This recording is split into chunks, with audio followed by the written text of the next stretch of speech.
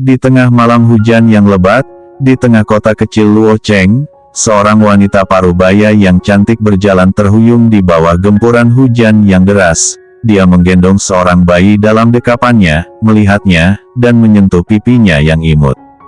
Dia berteduh di halaman sebuah rumah dan menyanyikan sebuah lagu. Twinkle Twinkle Little Star. Kemudian, sang pemilik rumah membukakan pintu. Dia berkata, "Siapa?" Melirik ke kanan dan ke kiri halaman luar rumahnya, dia menemukan seorang wanita yang menggendong seorang bayi. Dia berkata, "Kamu siapa? Apa yang kamu lakukan di tengah malam begini? Kenapa juga membawa seorang bayi?" "Rumah. Aku tidak bisa kembali," jawab wanita itu terus memandangi bayinya. Pemilik rumah bertanya lagi, "Apa yang terjadi? Bagaimana kalau duduk dulu di rumahku? Di luar sangat dingin, bagaimana kalau bayinya sakit? Cepat-cepat masuk," ucap pemilik rumah dengan rasa prihatin. Wanita itu berposisi jongkok, melihat kebaikan tuan rumah. Akhirnya dia berdiri sambil terus memperhatikan bayinya. Dia mendekat, menyerahkan bayi itu kepada pemilik rumah. Dia berkata, "Bisakah kamu membantuku? Aku mau beli obat untuk bayi ini. Kamu jaga dia dulu untukku," ucap wanita itu dengan sedikit linangan air mata yang terlihat di kelopak matanya. "Ah, tidak masalah, serahkan padaku," kata pemilik rumah sambil memperhatikan bayi itu. Dia melanjutkan, "Jangan sampai bayinya menunggu lama, ya." Ketika dia mengucapkan kata-katanya, melihat bayi, dan menyapa wanita itu, dia tiba-tiba terkejut, melihat wanita yang membawa bayi itu tiba-tiba menghilang.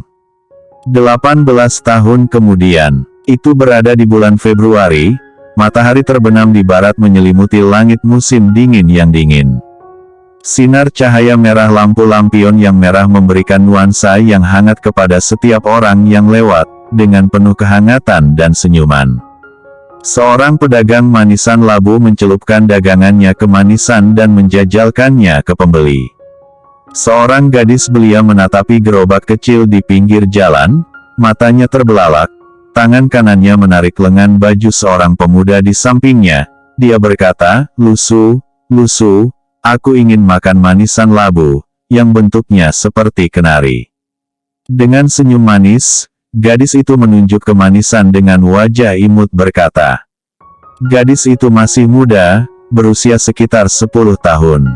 Pemuda itu menjawab, "Apa yang kita sepakati sebelum membeli baju baru? Kalau ingin beli baju baru, kedepannya harus menghemat uang makan.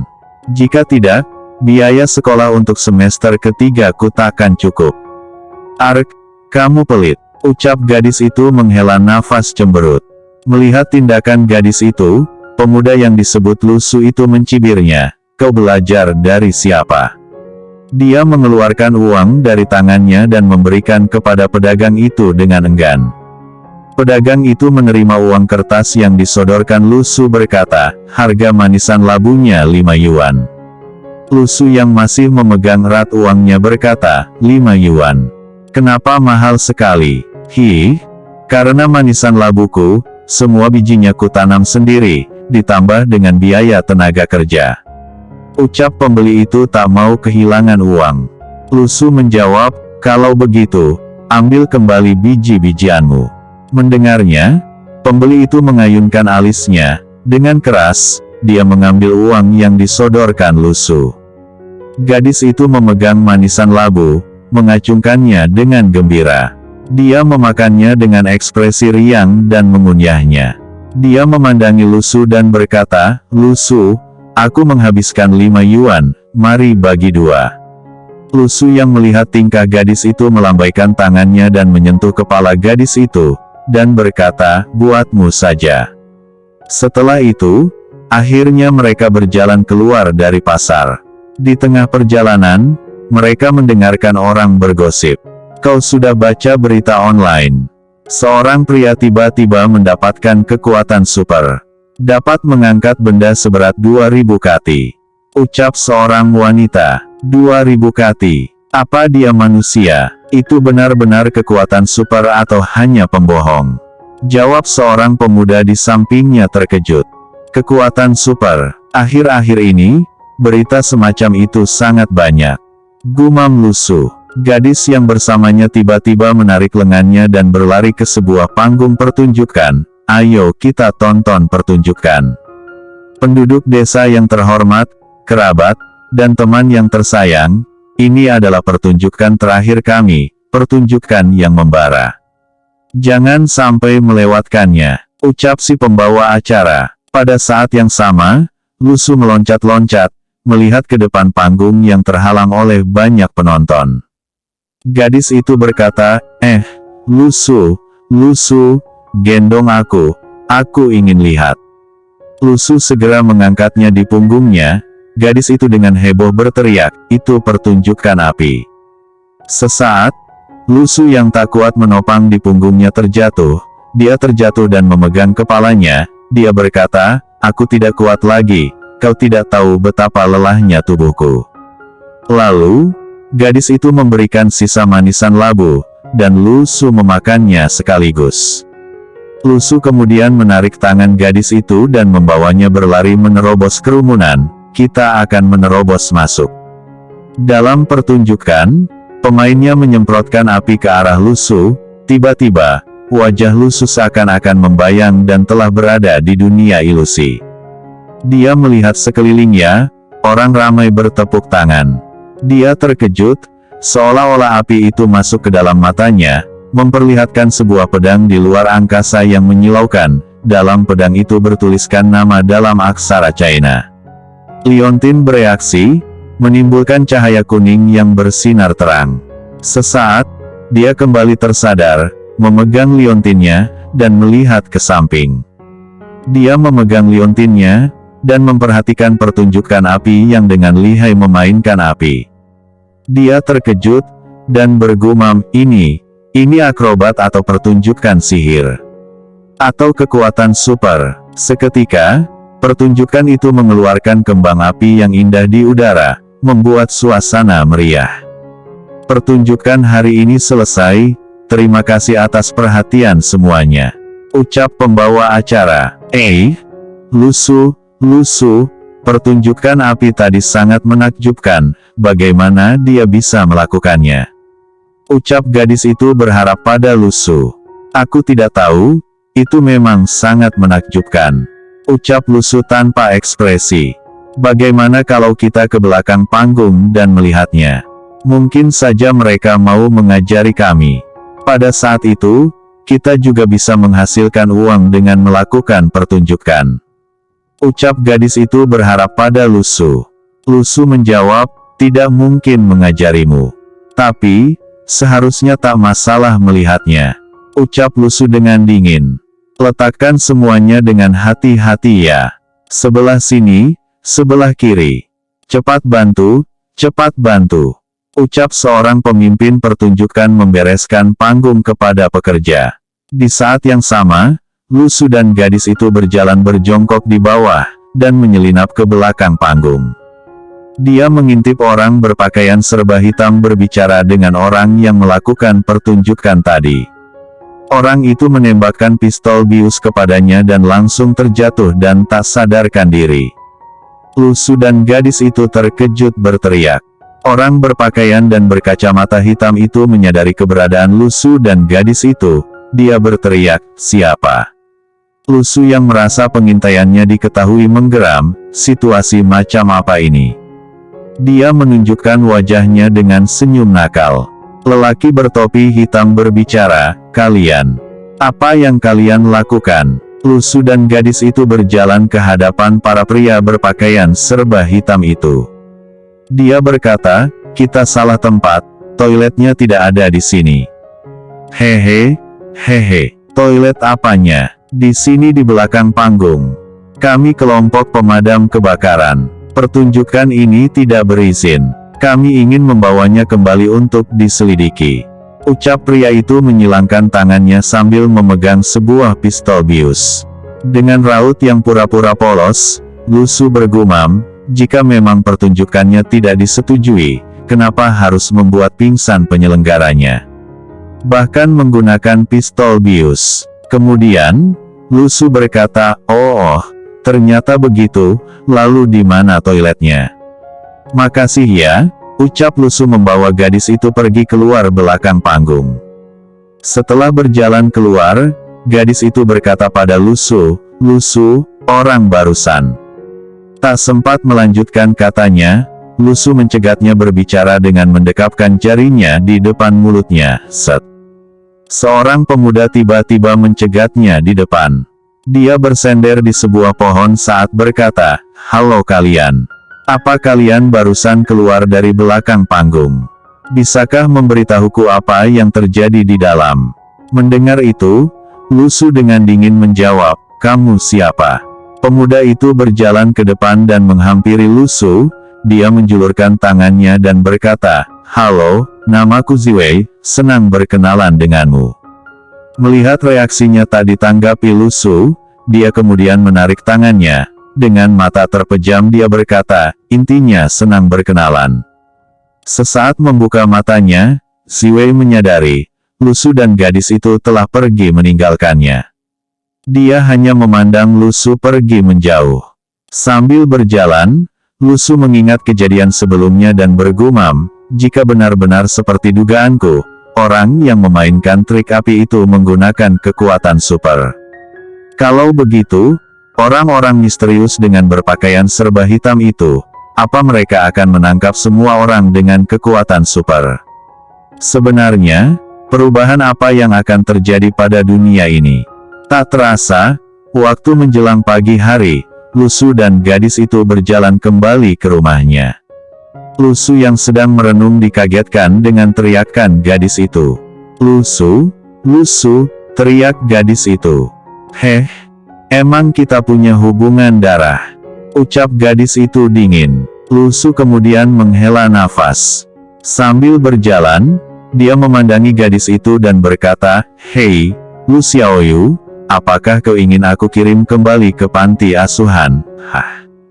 Xiaoyu, jika ada lebih banyak orang dengan kekuatan super dibanding orang normal di dunia ini, kamu akan bagaimana?"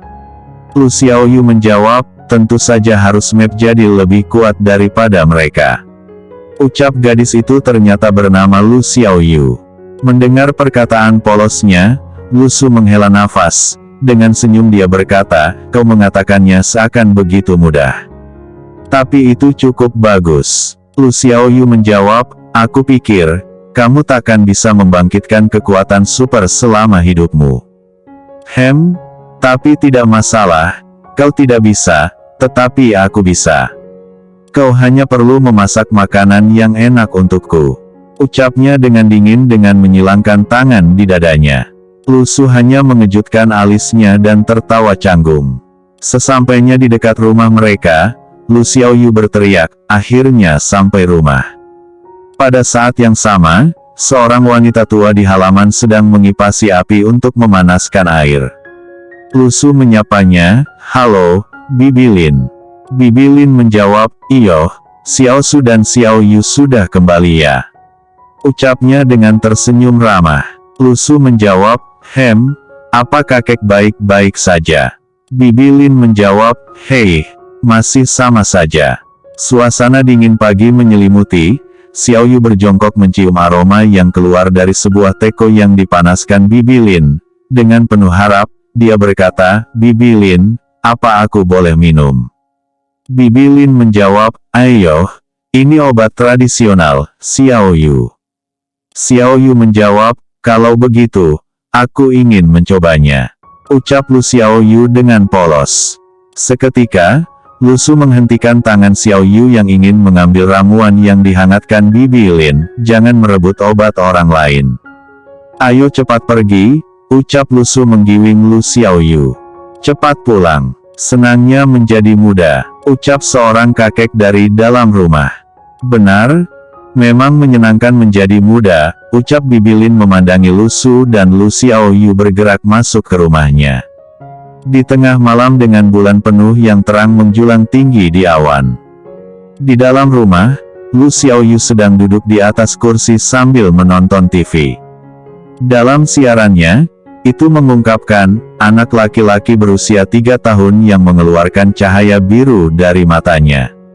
Nenek 70 tahun yang menghilang begitu saja. Apa ini sebuah sihir? Atau ini adalah evolusi manusia? Ku beritahu ya, jangan merebut obat tradisional orang lain lagi ya, ucap Lu Su pergi ke dapur. Dia menuangkan air pada sebuah panci kecil, dan berkata, aku memasakkan mie untukmu. Kemudian dia berjongkok untuk mengambil mie-nya, melihat ke tempatnya. Dia bergumam, mie-nya habis. Aku akan keluar beli mie burung dara ya, ucap Lu Su pada Xiao Yu. Lu Xiao Yu berkata, aku ingin makan Indomie. Indomie apanya? Tanya Lu Su. Lu Xiao Yu menjulurkan lidahnya dan berkata, mie yang kau masak sama sekali tidak enak. Aku tidak mau, aku ingin makan Indomie. Lu Su menanggalkan tangannya di pinggangnya dan berkata, anak ini, tidak boleh. Lu Xiao Yu memalingkan wajahnya dan berkata, kalau begitu, kau buatkan mie yang enak dengan kenari di lehermu itu. Lu Su kemudian memegang kalungnya dan mendekat ke Lu Xiao Yu. Dia melepaskan kalung dengan bandul bulatnya, berjongkok di hadapan Lu Xiao Yu, dan memukulnya dengan liontinnya. Dia berkata, jangan mengada-ngada. Lu Xiao Yu merengek karena dipukul dahinya. Dia memalingkan tubuhnya ke kursi dan pura-pura menangis. Aku belikan, ucap Lu Su melambaikan tangannya serta menghela nafas. Aku akan membelikanmu Indomie. Di gelapnya malam nan dingin, Lu Su berjalan sambil menggosokkan tangannya dan melepuhkan nafasnya. Dia melihat bunga salju beterbangan di udara, pikirannya mengingat kembali kejadian di masa lalu, ketika dia diintimidasi oleh kawanan seumurannya. Dasar anak penyakitan, hahaha. Xiao Yu kecil memberitahu seorang perempuan tua, Bibi, ada yang berkelahi. Singkat cerita, Lu Su kecil dibaringkan di tempat tidur di sebuah klinik, dia terus-menerus bersin karena penyakitnya. Dari bawah tempat tidurnya, Lu Xiao Yu kecil memberikan air hangat kepada Lu Su untuk segera diminumnya. Lu Su, kamu harus minum air hangat. Scene beralih ketika dia menjadi remaja, dia sedang duduk melamun di bangku tepi rumah, menendang-nendang sebuah kerikil tanpa kerjaan. Kemudian, Lu Xiao Yu datang menghampirinya dari depannya. Dia berjongkok, memberikan senyum manis dengan gigi melebar. Melihat itu, Lu Su tertegun sejenak. Dia berkata, Lu Xiao Yu, kenapa kamu selalu menyelinap keluar? Lu Su berdiri menghampiri Lu Xiao Yu dan memegang tangannya, membawanya kembali pulang ke rumah. Ayo, aku akan membawamu kembali. Lu Xiao Yu menolak untuk kembali, dan dia melepaskan genggaman tangan Lu Su. Lu Su hanya tersenyum mengangguk dan menghela nafas. Di keadaan dirinya sedang berjalan, Lu Su tersesat dalam pikirannya, dan tidak menyadari lampu lalu lintas menjadi hijau. Pada saat itu, hembusan sebuah truk melaju dengan kecepatan tinggi terlempar ke arah Lu Su. Seorang pengemudinya sedang asik bertelpon dengan seseorang. Seketika, si pengemudi truk itu syok melihat Lu Su melintasi jalanan, dan tidak bisa mengontrol truknya. Lu Su melihat lampu yang berkilau membutakan matanya, dia hanya bisa tertegun dan merasa pusing. Jeritan rem membanting ke roda, membuat deritan roda slip bergema satu sama lain, dan si pengemudi hilang kendali. Waktu seolah berhenti sesaat ketika kendaraan tergelincir, dengan atmosfer terdistorsi oleh tekanan dan ketegangan. Dan pada malam yang gelap dan sunyi ini, Lu Su ditabrak oleh truk raksasa ini. Tubuhnya yang lusuh dan compang camping terletak di latar belakang bersalju saat darah keluar membanjiri dirinya. Lu Su tiba-tiba teringat perkataan bahwa beberapa saat sebelum kematian, seseorang dengan senang hati akan menghidupkan kembali kenangan seumur hidup mereka. Lu Su menutup matanya dalam upaya untuk merangkul kesempatan ini, untuk mengingat kembali penampilan orang tuanya yang meninggalkannya di luar panti asuhan. Dia pingsan dan darah mengalir dari kepalanya. Kemudian, Kalung liontinnya berbunyi gemerisik seperti lonceng kecil terbang ke atas mengambangkan seluruh tubuh Lu Su. Dia merasakan hidupnya perlahan memudar dan akhirnya berakhir, sama seperti setiap hal indah lainnya. Terdengar nyanyian indah dengan lirik, "Twinkle Twinkle Little Star, langit penuh bintang kecil." Pada saat itu, liontin di atas dadanya tiba-tiba bergema, naik ke udara, mengungkapkan apa yang ada di dalamnya. Objek seperti bintang kemudian memasuki tubuhnya dan meresap di dalam dirinya. Lu Su merasakan kekuatannya mengalir melalui nadinya di seluruh tubuhnya dan setelah melepaskan gelombang kehangatan terakhirnya, itu menghilang ke inderanya. Lu Su yang setengah sadar merasakan kesakitan yang luar biasa, dari kepalanya mengalir darah yang deras membanjiri kepalanya, hingga matanya akan tertutupi darah, dia terus tergeletak meregangkan tangannya tanpa daya. Di saat yang sama, sang sopir merundukkan kepalanya, meringkis ketakutan. Sebuah kekuatan muncul yang ada di liontin Lu Su bereaksi, memajukan tegangan full. Dengan detak jantung yang kuat dan berdebar kencang, cahaya putih menyala terang dari dalam hatinya. Sesungguhnya, nyala api kehidupan lain lahir dari kekuatan hidupnya yang pernah padam. Liontin itu menyala kuning api dan mengambang ke darah, membawa seluruh tubuh Lu Su. Di dalamnya, tubuh Lu Su diorganisir, dari jantungnya, kekuatan besar menyebar ke sekujur tubuhnya, ke kaki dan lengannya. Waktu kembali berjalan dan Lu Su menghantam lantai dengan suara keras, sepertinya tak bernyawa.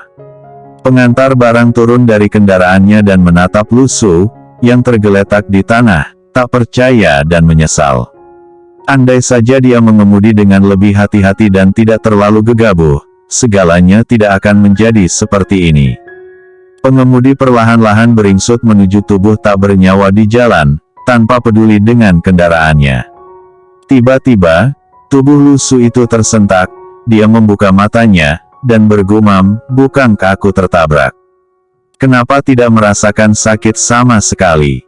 Mungkinkah aku membangkitkan kekuatan super?" Pengemudi yang berdiri di sampingnya dipenuhi dengan kejutan dan kecurigaan, dengan cepat berjalan ke arahnya. "Tunggu, tidak peduli membangkitkannya atau tidak, bukankah masuk akal jika meminta kompensasi?" "Tidak, bukan hanya kompensasi saja, aku baru saja tertabrak dan jatuh ke tanah." Bahkan sebelum sopir itu cukup dekat, Lu Su bangkit dan berdiri dengan terhuyung-huyung, dan darah di seluruh wajahnya. Dia berkata, "Kau telah berada dalam masalah besar sekarang." Seketika, sopir itu ketakutan dan memunculkan 131 poin emosi negatif. Tanpa henti, Lu Su berbicara, ditangani secara hukum atau pribadi. Energi negatif dari si sopir terus membanjiri kekuatan sistem Lu Su. Dengan cepat berlari ke mobilnya, sopir itu menjalankannya dengan cepat ngebut ketakutan, hantu. Lu Su yang melihat si sopir kabur menggerus dan berkata, uang kompensasiku sudah pergi." Dia masuk ke toko mengambil 2 bungkus mie rasa daging sapi dan menyerahkannya ke penjual. Penjual itu mengangkat tangannya, ketakutan membuat poin emosi negatif Lu Su bertambah. Dia menunjuk ke arah kepala Lu Su, dan Lu Su seketika memegang kepalanya. Melihat darah di tangannya, dia pura-pura kesakitan, dia menyerahkan uang dan berlari pergi pulang. Dia melabrak pasangan yang berjalan, dan memberikan poin negatif padanya. Dia terus berlari, seketika sampai di pintu rumahnya. Dia mengusap darah dan menyusutkan di bajunya. Dari dalam rumah, Lu Xiaoyu yang asik nonton TV mendengar Lu Su kembali. Dengan gembira, dia bergegas membukakan pintu, melihat keadaan Lu Su. "Lu Su, kau kenapa?" tanya Xiaoyu khawatir. Lu Su yang tak mau membuat Xiaoyu khawatir, langsung memegang dahinya dan berkata, Oh, aku baik-baik saja, hanya terbentur, tapi tidak terluka." Xiaoyu berspekulasi dan memegang dagunya. Dia berkata, "Jadi, kau menghancurkan mobil sampai mati, kan? Ada banyak darah di mobilnya." Mendengar celotehan Xiaoyu, Lu Su terkejut dan berkata, kenapa aku yang menghancurkan mobilnya? Jangan bicara omong kosong. Di saat yang sama, dia menyerahkan 2 bungkus mie kepada Xiao Yu. Aku mau mandi dulu ya, ucap Lu Su berjalan menuju kamarnya. Sesaat kemudian, Lu Su sedang mandi di kamar mandi. Dia mematikan airnya, menatap cermin dan melihat sekujur tubuhnya. Dia bergumam, memang tidak ada luka, juga tidak ada yang salah. Kemudian, dia melihat ke telapak tangannya. Di situ ada garis samar-samar memunculkan simbol cahaya warna kuning keemasan. Ini, setelah selesai mandi dan ganti baju, dia duduk bersila di tempat tidurnya, terus memandangi simbol yang ada di telapak tangannya. Dia bergumam, jadi kekuatan barusan bukan ilusi. Kemudian, dia memejamkan matanya, seketika sebuah sistem muncul di depan matanya. Dia terkejut, ini, apa-apaan semua ini? Terpampang dalam sistem itu, orang-orang yang telah memberikan emosi negatifnya beserta dengan poinnya. Dia melebarkan matanya, aku tidak mengenali orang-orang ini. Kemudian dia teringat dalam benaknya, si sopir yang ketakutan, si penjual toko, dan remaja yang tersenggolnya di jalan. Mungkinkah itu orang-orang yang kutakuti barusan? Dan ketakutan mereka menjadi poin penghasilanku. Terlintas dalam pikirannya, jangan-jangan, ini adalah sesuatu yang kubangkitkan. Kekuatan super. Dia melihat tangannya dengan semangat gembira, kalau begitu, bukankah aku telah menjadi legenda? Semakin banyak orang yang takut, bukankah aku akan sekuat Raja Iblis? Hahaha, Lu Su ketawa terbahak-bahak. Mendengar Lu Su yang tertawa keras, dari luar kamar Lu Xiao Yu berteriak, Lu Su, kau sangat bodoh. Lu Su menjawab, masak mie-mu sendiri. Baiklah, Raja Iblis datang. Lu Su kemudian menyentuh lotre sistem, itu memunculkan spin otomatis yang terus berputar seperti kasino. Di sistem itu memunculkan, Lu Su tidak mendapatkan apapun karena jarumnya tidak tepat dengan hadiahnya, dan mengurangi poin 100. Sistem itu memunculkan kata, terima kasih telah berpartisipasi. Sekali lagi, Lu Su memainkannya lagi, dan tidak dapat membuka hadiahnya. Dia kesal, sistem bobrok macam apa ini? Tidak terarah dan sengaja memprovokasiku. Sebagai orang yang membangkitkan kekuatan super, aku hanya akan berpartisipasi sekali saja, Raja Iblis apanya?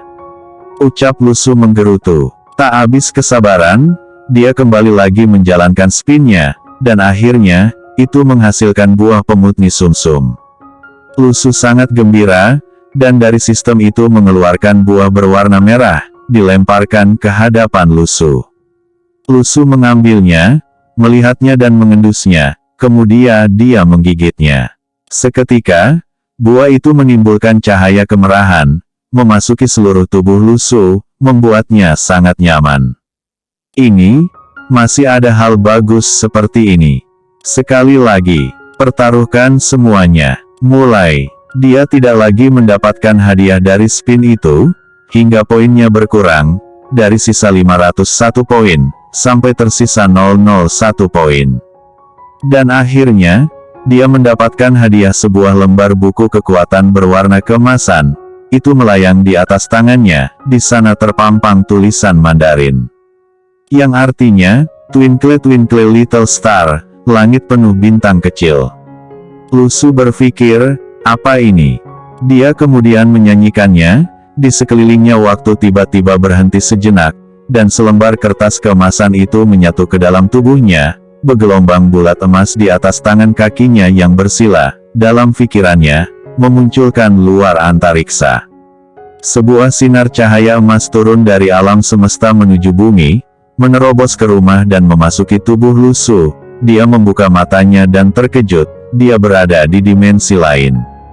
Dia berkata pada Lu Xiao Yu, Xiao Yu, apa kau barusan melihat sesuatu yang jatuh dari luar jendela? Xiao Yu menjawab, kau jangan membohongiku, aku selalu melihat keluar jendela, dan tidak menemukan apa-apa. Apa kau benar-benar bodoh? Teriak Lu Xiao Yu. Lu Su menghela nafas, "Hai, ini sangat menakjubkan. Sayang sekali, tak ada poin yang tersisa."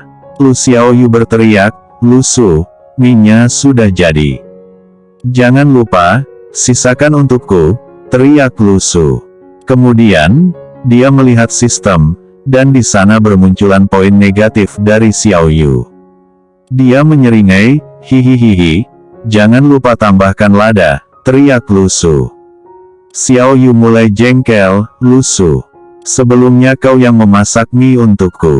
Lu Su menjawab, "Tidak apa-apa, mulai sekarang, kekmu yang memasak saja." Kemudian Lu Xiaoyu marah, "Kamu." Dia memunculkan 100 energi negatif, dan dituyabek diharapkan Lu Su. Mereka berdua kemudian menyantap mie sambil menonton televisi. Di sana disiarkan tentang percintaan. Dan siarannya beralih ke sebuah berita, terjadi kebakaran di mall pusat kota Luo. Lu Su yang sudah menyantap mie-nya berjalan keluar, sambil berkata pada Lu Xiaoyu, "Xiaoyu, kamu tetap di rumah. Aku akan pergi ke warung dan memeriksanya." Lu Xiaoyu menjawab, "Aku juga ikut." "Ah, tidak boleh, ini terlalu berbahaya, menurutlah," ucap Lu Su. Mendengar itu, wajah Lu Xiaoyu cemberut.